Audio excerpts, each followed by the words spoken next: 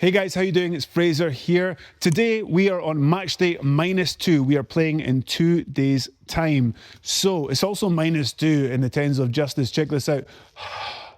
You see that? It's so cold. So the boys were in here with their hats on and their jackets on, and they had to keep it pretty dynamic because we don't turn the heating on. We don't turn the heating on here, okay? Just got to deal with the cold. So anyways, I want to run you through this session. We've got forwards and backs, and we've got just slightly different exercises that we're doing. The first lift that the guys have is a behind the neck split jerk. So here you can see one of our scrum halves, Besso, who weighs 73 kilograms, perform 3-2-1 on behind the neck split jerk. So he's using 80 kilograms for 3, 90 kilograms for 2, and then he uses 100 kilograms for 1, which you can see isn't a 1 RM or anything like that, but that's the sets and reps we've got for today. So 3 sets and then 3-2-1 rep. So this is a fantastic lift for rugby players. This is the lift where you can put as much load as possible over the head. It's a really good power movement. You get that triple extension. Essentially, you have to jump. And then one of the fastest things you can do in the gym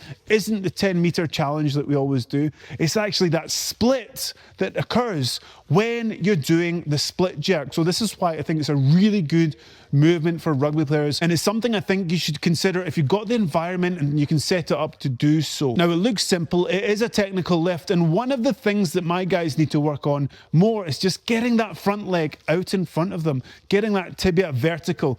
You'll see or hear me say in some of the videos that I put up, the raw footage that I put up on Instagram. So that's something that you might want to pay attention to when you're doing this lift. After that, the guys had bench press. Now again, some guys were on 3-2-1 and some guys were on 3 sets of 3. On this lift, certain guys we pushed to see where they were at for their 1 RM, and other guys we saved 1 or 2 reps in the tank. This just depends on what's going on in the season, how the guys are presenting, looking at also bar speed as well. So there's a couple of factors that bring that in, but going 3-2-1 or 3 sets of 3 was the call for the day. This is one peak week that we're doing before we go into a rest week next week, where we'll layer down a little bit more volume, and then week 2 more volume again. We'll be working into another peak in terms of intensity with strength and power stuff just before Christmas. So after bench press, the guys had some accessory stuff to do.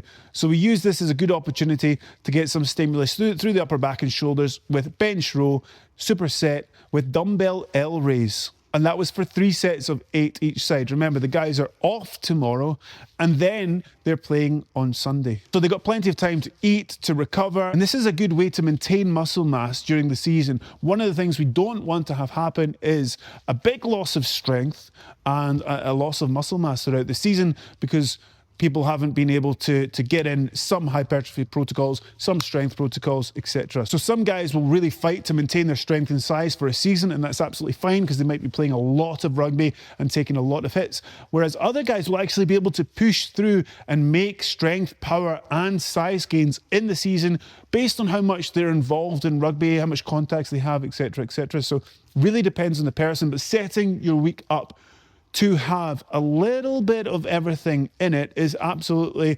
advisable. And then, of course, if you're in a period where you think, you can get a clear run at a certain adaptation, that's where you just fine-tune things, maybe push one of the adaptations that you're looking for while you put the other ones on maintenance mode. Of course, always keep the main thing the main thing. Rugby is the primary concern. However, if you are in a period where, you might not have a lot of games, maybe it's like Easter time or something, or, you've spoken to your coach and you've got these 5 games where you're going to be involved a little bit less, but then you get your shot in the next 2 games after that. It's a really good window to make some physical development and make some changes. So the guys didn't do anything for the legs. They had their speed session yesterday.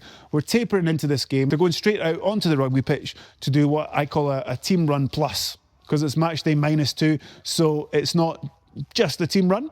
There is just a little bit more volume than what you would do on match day -1, but absolutely fine. We're used to it, we recover from it, and stick to the loadings that we've set for that session. So that is the session, guys. Hopefully it's given you something to think about, to take away, to use, to try. And as ever, if you enjoyed this video, give it a thumbs up.